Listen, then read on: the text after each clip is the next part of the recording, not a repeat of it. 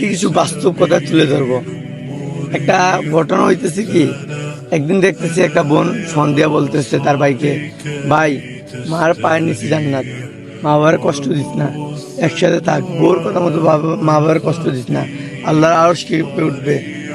বোন, তাহলে তুমি কি করতেছো? তুমি যে আরেক ফ্যামিলি থেকে তুমি তোমার স্বামীকে বলতেছো তোমার মা বাবাকে আলাদা করে দাও, তোমার মা বাবাকে সরিয়ে দাও, এগুলোর সাথে থাকতে আমার ভালো লাগতেছে না, তোমার বাইরে সরিয়ে দাও, তোমার বোনকে সরিয়ে দাও, এগুলা কি কষ্ট দিতেছ না তুমি আরেকজন ফ্যামিলিকে? তুমি তোমার ভাইকে বলতেছো তোমার মার পার নিচে ওর জান্নাত, আর তোমার স্বামীর পার নিচে কি তার মার জান্নাত নাই? এটা তোমার কাছে আমার প্রশ্ন। প্রত্যেকটা বোনের কাছে আমার একটাই রিকোয়েস্ট, যতই কষ্ট হোক, যতই পরিশ্রম হোক, শ্বশুর বাড়িতে গিয়ে তার ফ্যামিলিকে একসাথে রাখার জন্য চেষ্টা করবা। ইনশাল্লাহ তার ফল, তার ধৈর্য সহকারে তুমি ভালো কিছু, উত্তম আল্লাহর পক্ষ থেকে অনেক কিছু পাবা ইনশাল্লাহ।